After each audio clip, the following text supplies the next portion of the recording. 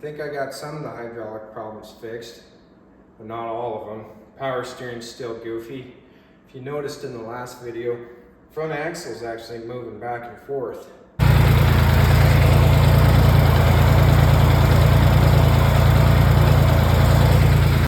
don't think that's helping anything. But what I want to try is we're going to hook a pressure gauge up to this new pump and see what max pressure is on it. Hopefully that'll give us an idea of where to go. Pressure test port is that top one. I stuffed a plastic cap in there because I pulled the plug out. Take it with me to figure out what I needed to hook up to it. Got a buddy in town, let me borrow his test gauge. We got 3,000 PSI gauge. That pump should be hopefully around 2,200 PSI. This hose looks like airline, but it's actually rated for it. It's in his test kit. But let's get it all hooked up, fire this bad chicken up, see what it does. Okay, here we go. All hooked up.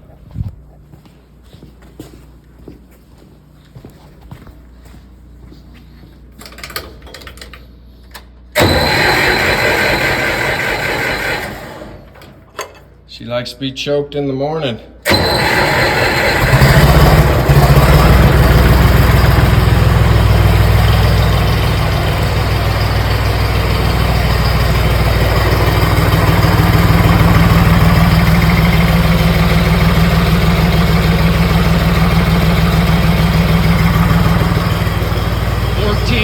PSI at idle.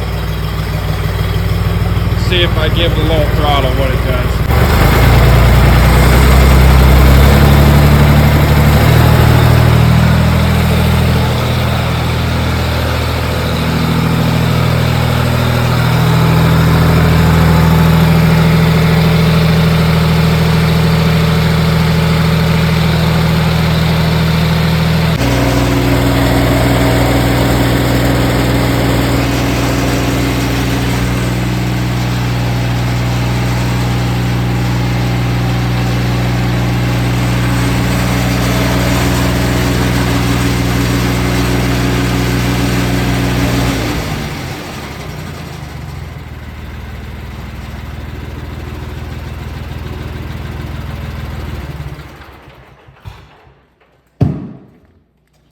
So what did I learn? Well, it acts to me like it had air in it from yesterday. When this is running about 1,500 PSI, power steering doesn't really want to do anything. If I wrap it up and get closer to 2,000 PSI, power steering works fairly well, one finger. So is my priority valve not shim tight enough so it's actually bypassing a little bit of fluid? Maybe. I think what I can do is I can take that apart, put a shim in it, put it back together, and see. The correct test would be to back this hydraulic pump off to the point that it was below 1,500 and try to operate the bucket. And if it does operate, then that means that valve isn't shim tight enough and it's getting fluid when it shouldn't. But I don't really want to go to adjusting a brand new pump that's already set up to spec. So what's the difference in me just leaving the idle low enough that the pressure is 1,500 PSI and see if the bucket moves? I can't think of anything. So let's try that quick. We'll just leave it at an idle, see if the bucket raises up.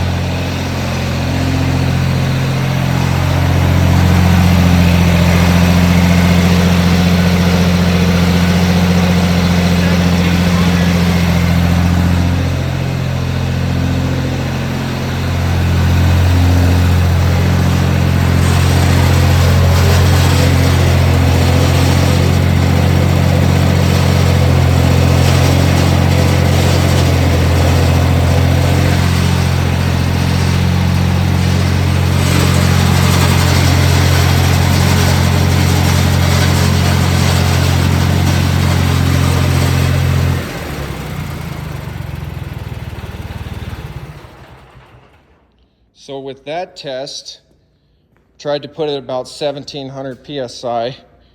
Bucket's still raised, which I don't believe it should, and the steering sucked. So I'm gonna go ahead and try to shim that valve up and see where that gets me. All right, there's priority valve. I need to take this plug out. There'll be a spring and a valve in there, and I'll put a shim behind the spring. Okay, here's the plug. Got a rod that sticks out the end. There's a spring. My valve's moving back and forth freely like it should, but it doesn't come out the hole where this plug comes in. So I'm not sure if it's just not meant to come out that hole or something's hung up. I don't think so, because it's moving pretty free. In the book, they show coming down here and putting shims on this end. This guy's not very big or round. I don't think I'm probably gonna put anything on that end. I found a couple kind of fat washers here, fairly thick. Might be a little overkill, but they fit right on here, and they're smaller than those threads, so they'll go right in there. I'm gonna put one of them on, put this whole rig back together, and Sushi's gonna try it.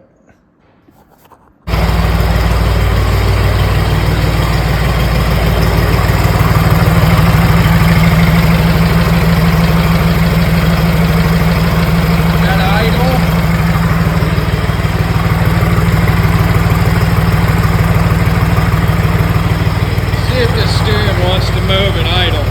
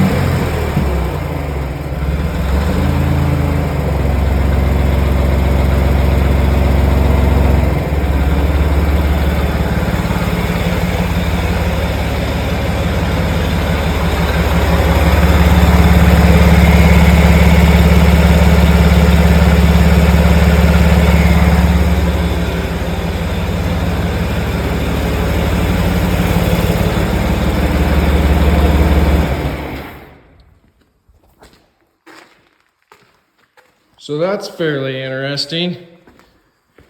Looks to me like there is a pretty big leak in the power steering system. That's part of why my pressure is doing what it's doing. Capped that off again, and then my pressure leveled out and stayed put right where it's supposed to be. So if I continued to run it like this, I think it would burn the pump up eventually because it would be working it all the time. But I think it's fairly easy to rebuild these columns, at least parts of it. The research I've done, I can do quite a bit right here from the top just by pulling the wheel. Sounds like pulling the wheel off without ruining it is the hardest part, but then there should be a bunch of things I can pull right out the top and replace some O-rings. So I think I might give that a try. Okay, we're gonna try a trick here.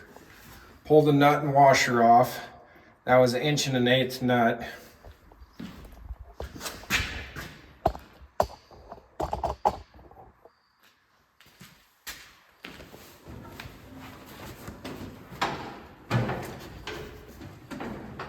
Get up in here, kind of prop my knees underneath the bottom of the steering wheel. So I got a little bit of pressure pulling up the regular old air hammer with just a point on it. I'm gonna put that right on the end of the steering shaft and rattle on it.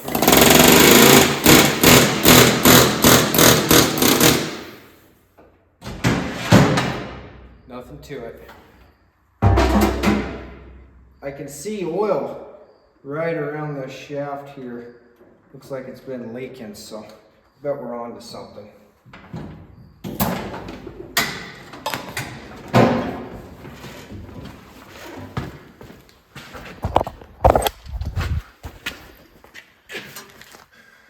Check that out.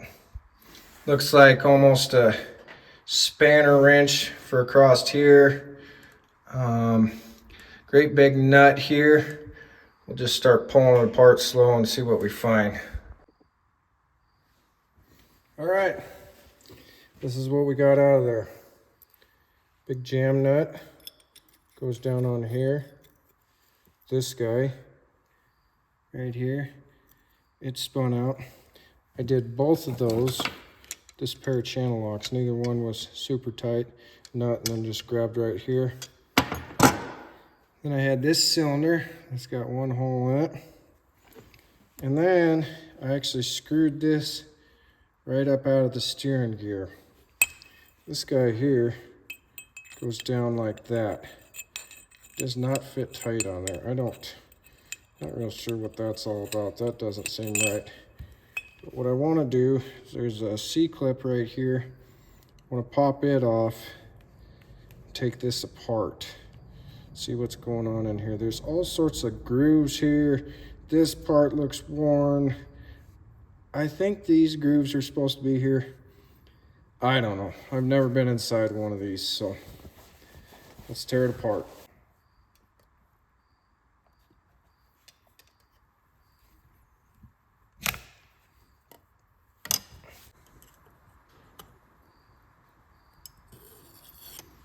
Just like that.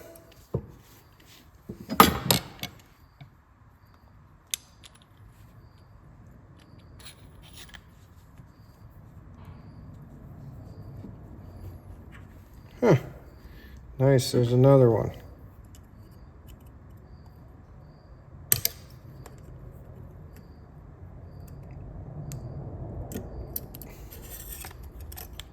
Just keep laying this stuff out in order so I know how it goes back together. You never know when you get pulled off a project and have to go on to something else. Oh yeah, I think this is a sealing ring. Not for sure, could just be a washer. Oh, it's got a hell of a lip right there. Doesn't act like it should be there. It's not the same all the way around. Big fat heavy washer. Needle bearing. Kind of a tapered washer. So that gets us to here. What do we got shaking here? Got a ball right there. I think these are sealing washers too, or sealing rings, maybe they call them. Ball doesn't act like it moves. Okay, you can see this shaft here pushes up, does something. I guess probably seals that ball off, or not real sure. Got kind of another cylinder here. Goes down inside there. Go ahead and put that back. Got this ring. It's got quite a bit of wear on it. Looks real crusty around the outside. That guy.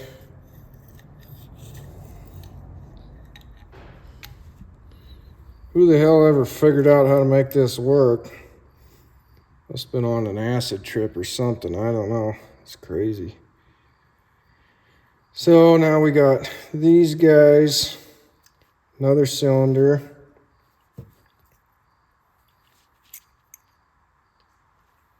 Another one of these. There's a lot of wear around the outside. Bunch of them real fine. Those might be shims, actually. Not real sure. Another one of them works pretty good.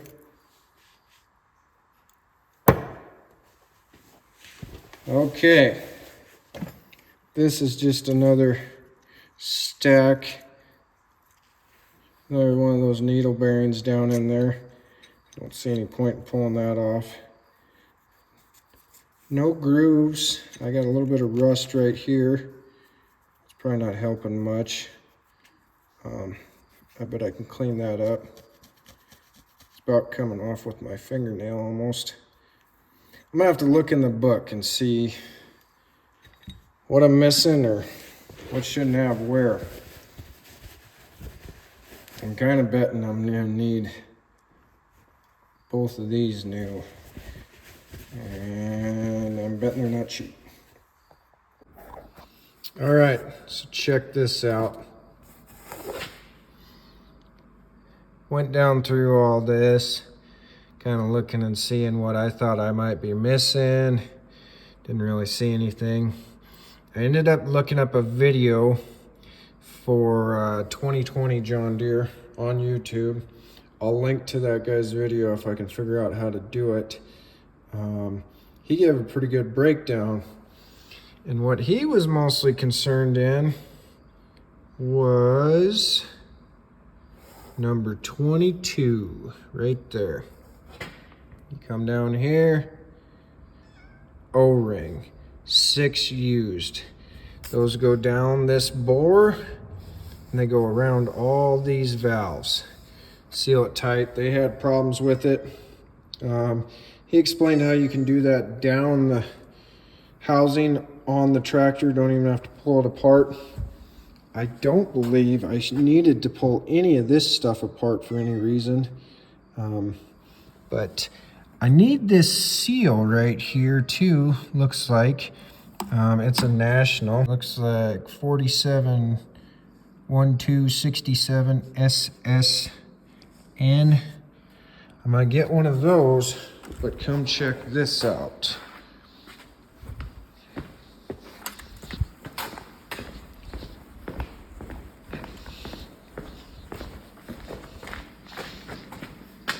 Those O-rings that guy was talking about should be right down in there.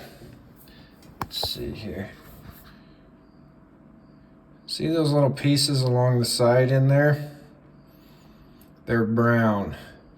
That's all pieces of those O-rings. I bet dollars to donuts that's my problem right there. They just disintegrated and they're in 10,000 pieces. So this has just been a giant hydraulic leak for who knows how long. That's my plan. I'm gonna order some O-rings and put them in, stuff all this back in there. He said grease it up good, and I bet we've got a better power steering system. Pulled that bolt out of here. You can see the threads are fairly messed up halfway down. Oh, come on. There we go. I'm gonna try to clean them up, tighten the whole works up. That's tight. Got a new cotter pin in it. We'll hit that greaser now. 1.1/8" socket, both sides. Wrench on the back, socket on this side. All right, here we go. First time in my life ever that next day air has worked out. So we've got some O-rings. These are the ones that go down that steering column. They're supposed to come in a bag of 6. Here's your part number. Rapid City only had 2 in a sealed bag. I cut that open, so I have no idea how that works. It still didn't make any sense. They had 2. These came from Arizona. This seal came from Arizona. There's your part number right there for the top of the column. And we splurged and got a new emblem for the middle of the steering wheel. Bought the O-ring, and of course one came on there. That was pointless. So now we got to figure out how we're going to put them down the column, where they go, without knowing where the old ones were. So probably going to be a lot of flashlight and a big long pick. Let's see what we can do.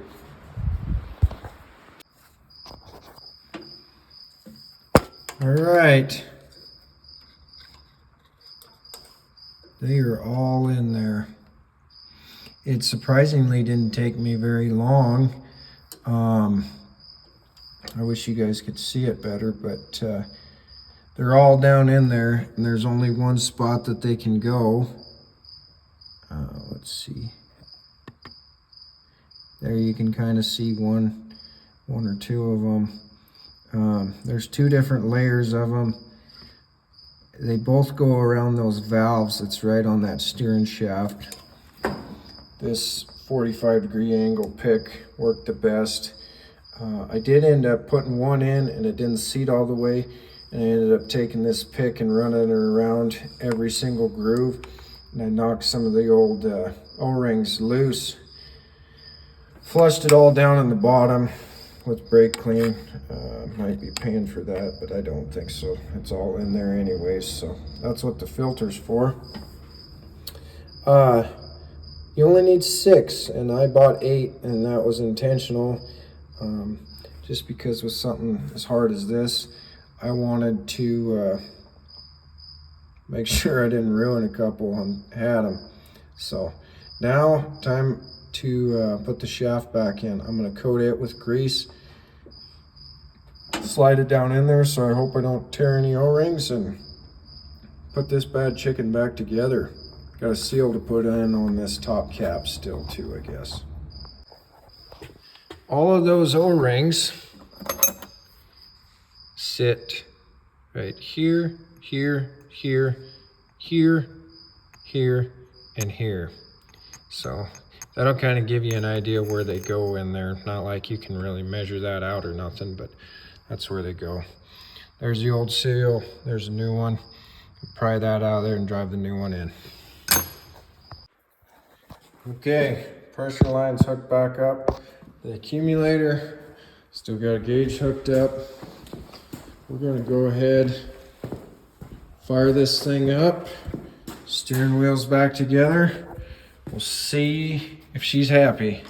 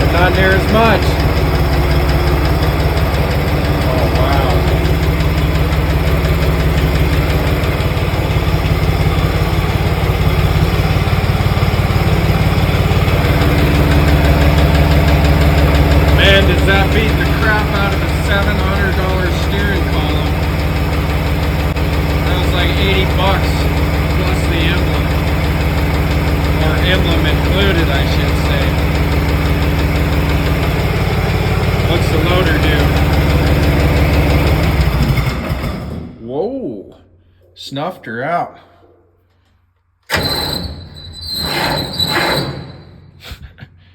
Huh.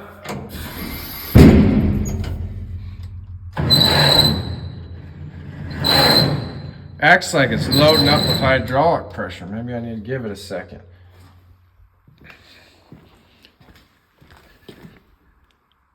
This guy doesn't have one of those bleeders. I wonder if I need that off that other pump housing. This guy right here. Wonder if I need to put this in this new pump.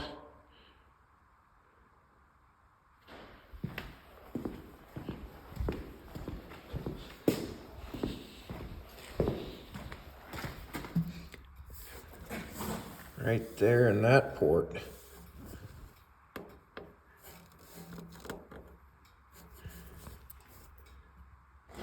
Let's see what it does now that I gave it a couple seconds. A little better for a second. Pull that plug out and take a look. All right, a couple things to go over here.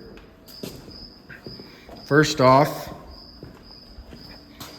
I did put that relief in the top of this pump.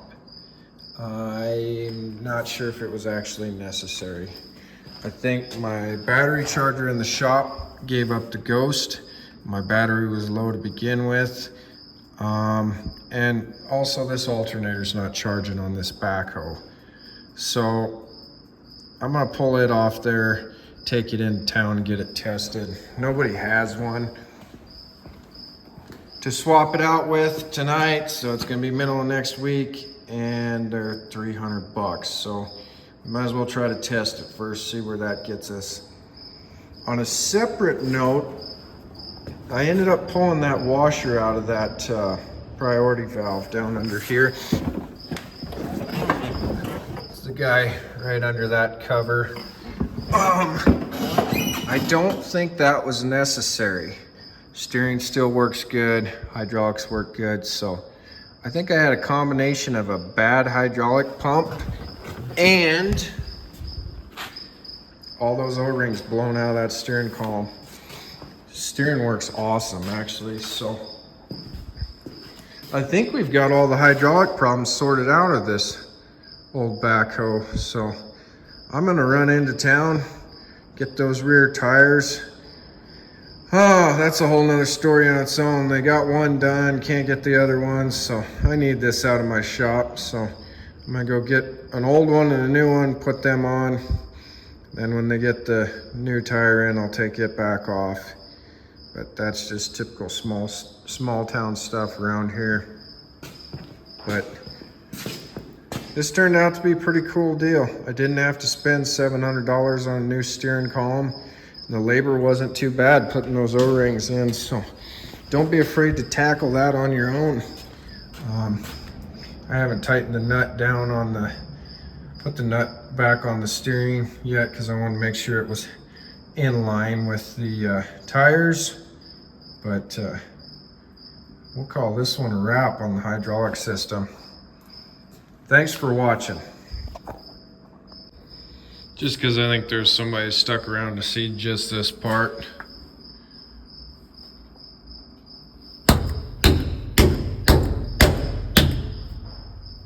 Bingo.